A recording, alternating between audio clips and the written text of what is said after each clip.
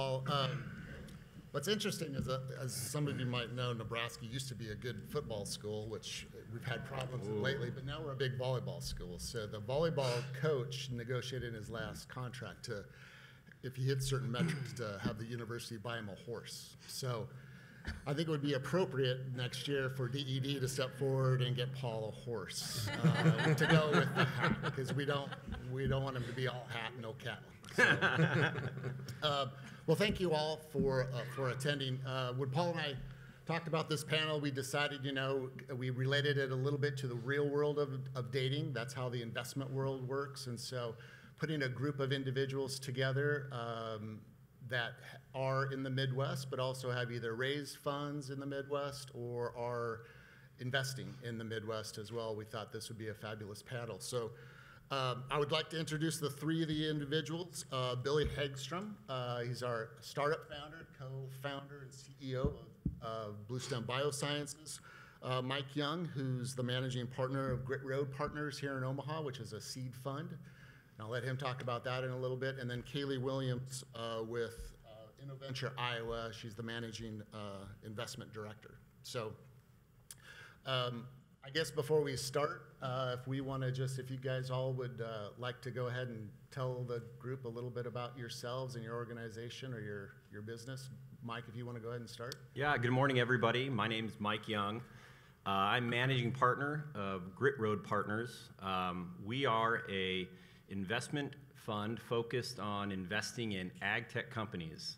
We'll invest in companies all around the United States, but we're based right here in Nebraska. And our core thesis is to focus on supporting and investing in new innovations that are helping truly answer Midwest producer problems. Great. Hey, everybody. Billy Hagstrom, CEO, co-founder of Bluestem Biosciences. We were founded in January of 2022. We're based in Omaha, Nebraska. Our mission is to defossilize the chemical industry, utilizing agriculture and Midwest resources. Our three co-founders all relocated to the Midwest around a central thesis that the decarbonization of the chemical industry needed to be inextricably linked with agriculture and also harnessing Midwest infrastructure, of which the Midwest has plenty. Our first chemical target is looking toward bioacrylic acid, which is a $25 billion market. So not only are we looking to defossilize specific sectors of the chemical industry, but looking at large substantive end markets that will also have impact on agricultural and rural communities. Good morning, everyone. My name is Kaylee Williams, and I am the investment director at InnoVenture Iowa. We are the state of Iowa's very first publicly backed venture capital fund. If you're scratching your head and you're thinking, how does that work? You're not alone. We are funded through what is called the SSBCI funding from the United States Treasury. State Small Business Credit Initiative is the acronym. If you'd like to look it up, government loves their acronyms, I've learned. And I think, what I am excited to share with you all today, and I think the reason I'm here is because we are seeing more and more public entities get into the venture game, and this presents a tremendous opportunity for founders to capitalize on venture dollars that are coming from states and organizations really that are positioned at the private and public intersection. So that's our unique value proposition to our founders is, look, we are the arm of the state. Of course, a state cannot own equity in a company. So InnoVenture Iowa, we are a private fund, but we are funded by U.S. Treasury. We're an evergreen fund, and we invest in early stage biotech, IT, and manufacturing companies. Thank you. So I should have said, so Invest Nebraska, very similar to InnoVenture Iowa as a state's arm for venture capital investing as well. And I think what's starting to happen nationwide is the flyover states or those in the Midwest, states are starting to realize that to build their entrepreneurship and innovation ecosystems, they need the state to be a partner to stimulate more private investment. So I'm kind of curious on Kaylee. So you talked about biotech. What's that process look like? Because at the end of the day, when we talk about bio-innovation and bio-industries, we know the large corporate partners, but we have to start also planting a lot of seeds of ideas and having the opportunity to grow that sector. So how does that process look like for somebody to come to InnoVenture Iowa to start that dating process? Well, let's go grab a coffee. So we tried when we launched this fund, and a little context that might help to explain why I take the position that I do. I am a ex-founder, so startup operator turned venture capitalist. So when I got the gig to run the state's first publicly backed venture capital fund, I told everyone in the room, we're not going to play this to government. We're going to make it easy for founders. We're going to center the founders, and we don't want to have a formal online application or anything like that. So myself and my colleagues at InnoVenture Iowa, Micah Walker, who's walking around today, he'll be at the booth later if you'd like to chat with him, and Safia, we are essentially the front door to the program. Now, my background is in SaaS. I co-founded a technology company, and so bio, while it's a key vertical for InnoVenture Iowa's investment thesis, and it's a platform that we believe is a competitive advantage of states in the Midwest, it's not really my personal domain expertise. So the process for InnoVenture Iowa is to meet with me, and then I go talk to my deep bench of mentors, strategic advisors who know a lot more about this world than I do. But I guess as it relates to helpful advice, hopefully for founders in the room, I believe firmly the burden of responsibility to explain what it is you've developed and why it matters falls squarely onto you. You are very intelligent individuals, and when you're talking to venture capitalists, we're not always domain experts in your field. So figuring out how to communicate that value proposition effectively will serve you so well. You want to make the VCs feel smart, like they really understand your product, your service, and we can turn around and pitch it to our investment committee members if we are structured in that way. Certainly InnoVenture Iowa is. I do not have fiduciary responsibility over the money. My job is to make a recommendation, but if you can help to arm me to understand your product in a way that I can then turn around and make a compelling case for investment, you will be much more likely to get the capital you need. Thank you for that. Mike, what about Grit Road, that process to start dating? Yeah, I mean, a lot of what she said is very similar for Grit Road. Now, the difference between Grit Road and InnoVenture Iowa, we are a private fund. We are a traditional venture capital platform with private sector partners, high net worth individuals, corporates, organizations who have invested in our platform for us then to fulfill the thesis of investing in ag tech companies. A lot of what Kaylee said is true. You know, it's important for us to be educated on what problem you're solving, how you intend to problem solve, the team that you're putting together, how you're going to utilize the capital in which we invest into your business. But one of the big things for us, I mean, I love the word that you used, the word bench. So that's something that when we were putting our platform together, was very important to us, because we're partnered actually with Invest Nebraska on the fund, and we know we don't know. And so we wanted to make sure, as we were identifying investors into our fund, that we were bringing in those ag partners. So I've always looked at the ag ecosystem of having three main layers. The first layer are these legacy agribusiness OEM manufacturers. I mean, here in Nebraska, we are the center pivot capital of the world with Valmont, Lindsay, Ranke. There's other verticals like that up and down the ag value chain all across the Midwest. The next layer are what we would call those institutional ag families, those multi-generational producers, ranchers, feedlot operators, dealers, input suppliers. We would say these are the families and the individuals that are truly on the front line of ag, who are taking on live fire and are moving the needle.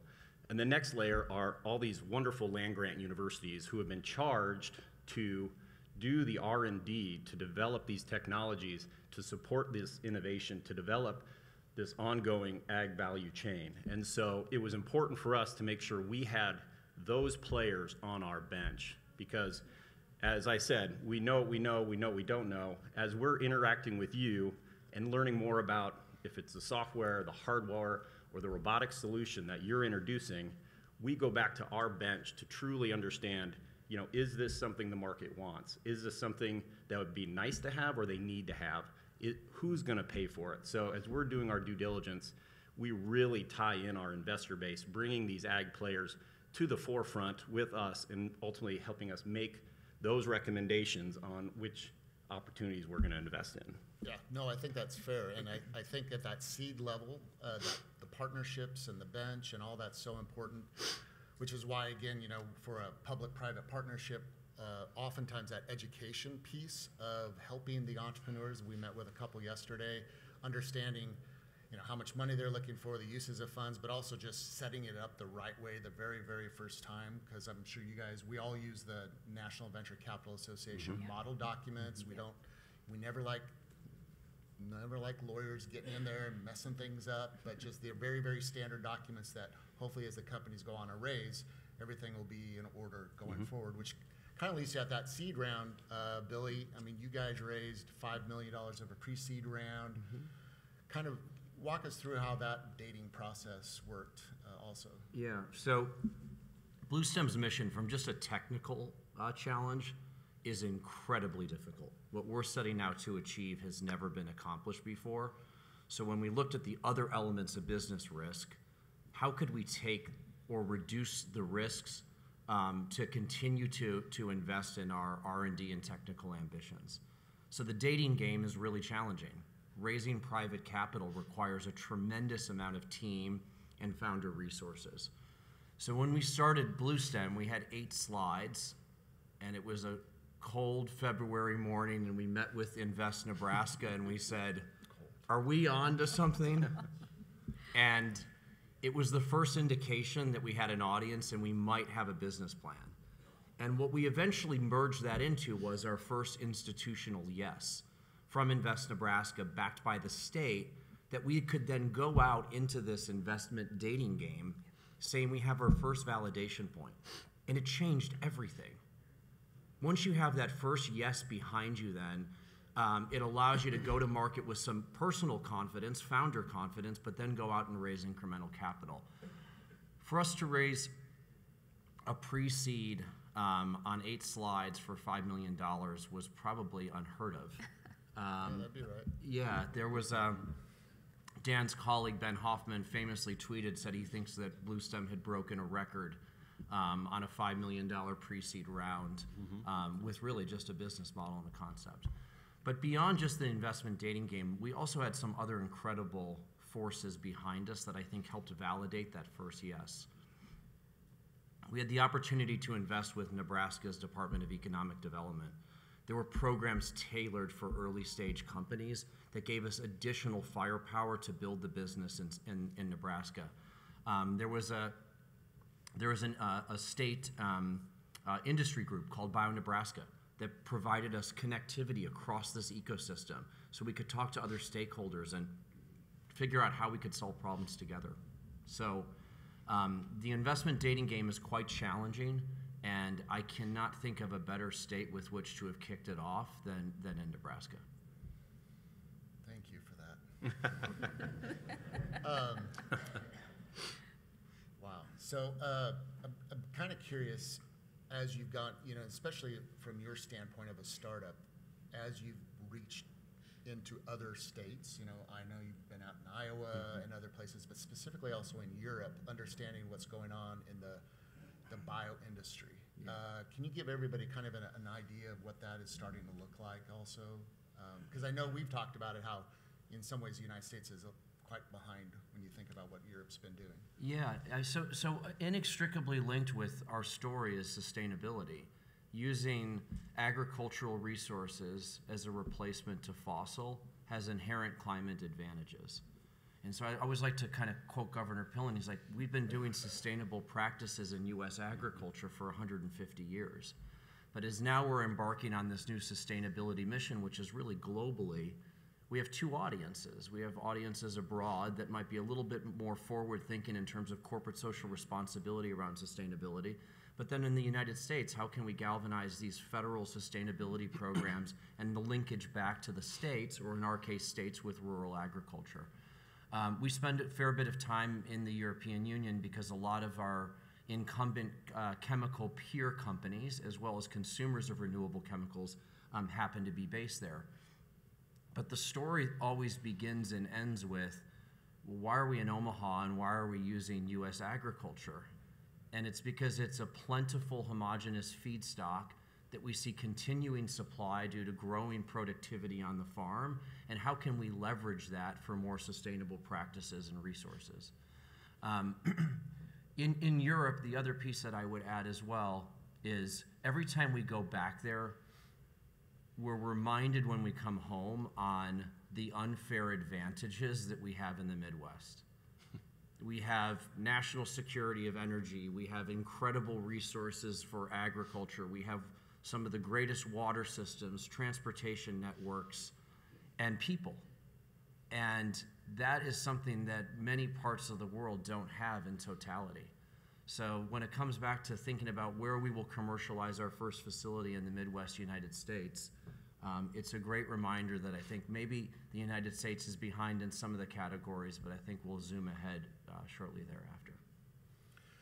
You know, both you and Kaylee kind of mentioned this about the state programs, but I'm kind of, you know, we talk about the actual investment in startups, but also the other piece, especially for bio companies, is all the non-dilutive programs available, whether it's at the federal level or at the state level. I'm kind of curious on what's going on in Iowa, the programs, because as you mentioned, Billy, about Department of Economic Development's Business Innovation Act programs, but walk us, I guess, Kaylee, if you could talk just a little bit about what's going on in Iowa with that, and then Billy, maybe some of those federal or, you know, the programs that you've leveraged that are non-dilutive funding also to get started.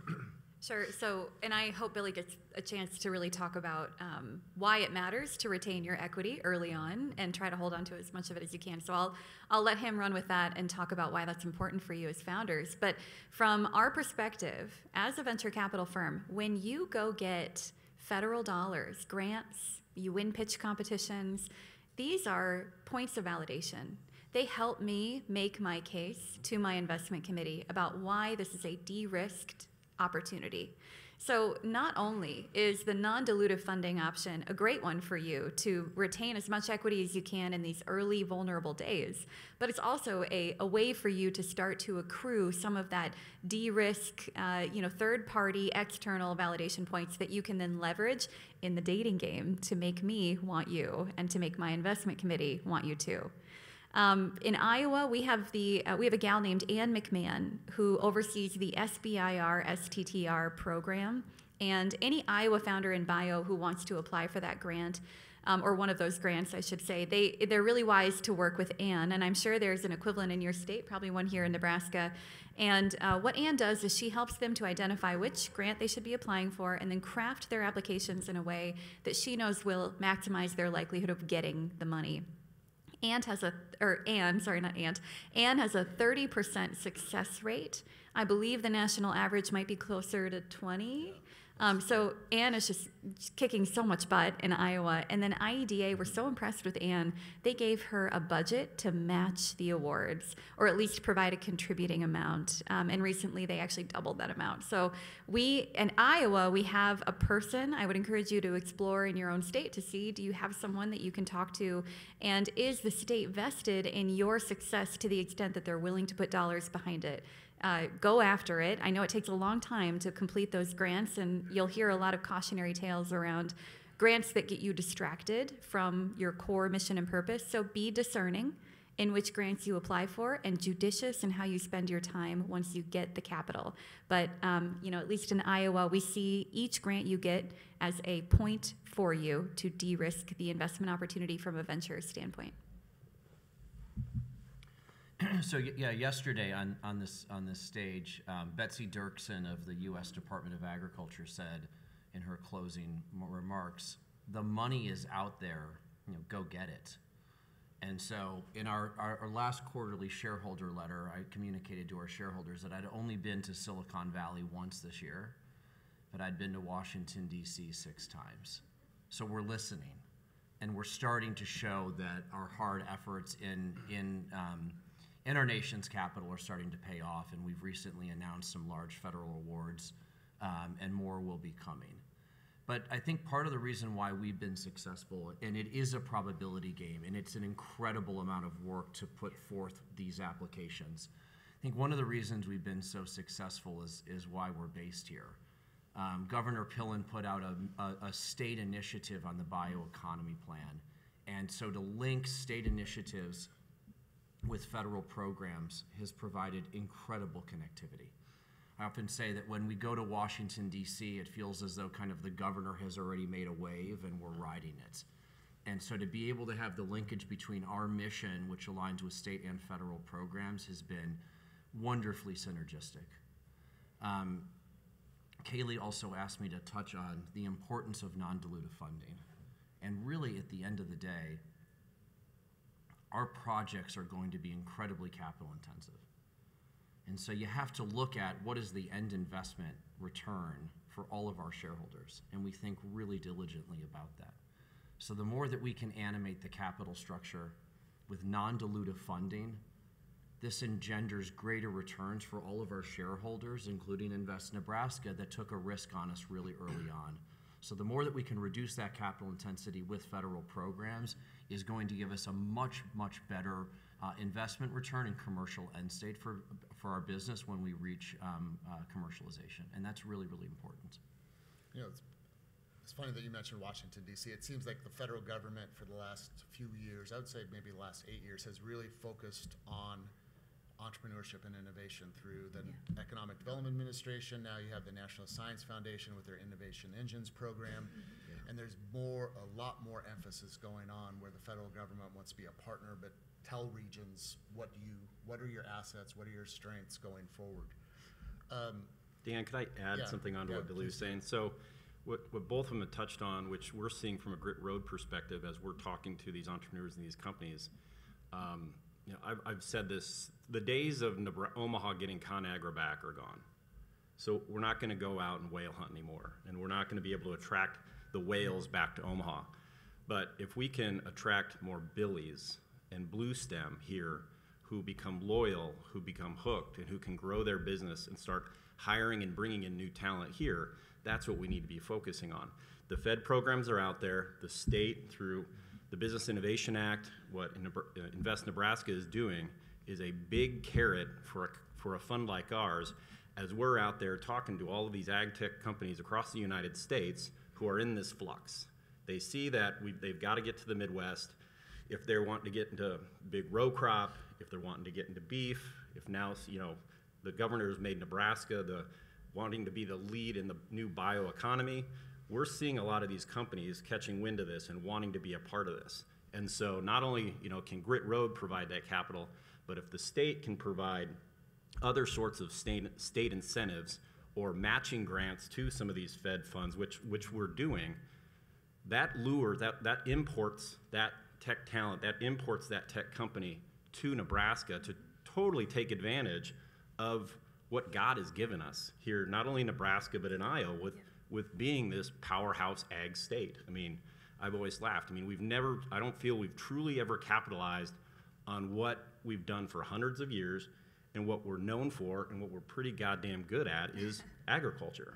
And so if it's the bio movement or it's other ag tech initiatives, I mean, there is no reason why we can't be that global ag tech hub in luring that tech talent and these tech businesses here when you have resources such as they have in Iowa and Nebraska and some of these other Midwest states.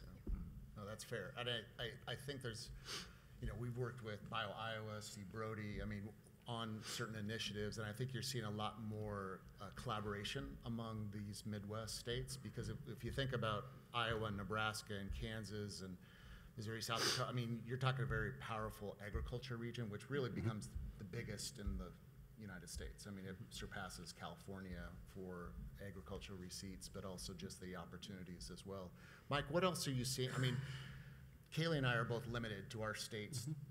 What are you seeing in other states, or I guess in the Midwest, much around bio or pipeline? It's interesting, as when we launched Grit Road back in August of 21, we've seen a couple cycles of kind of tech trends. Right now, the biologicals, biostimulants is kind of the big buzz. I mean, I think there's 1,200 biostimulant companies out there right now, both on the inputs and things of that nature. So we're seeing a lot of those.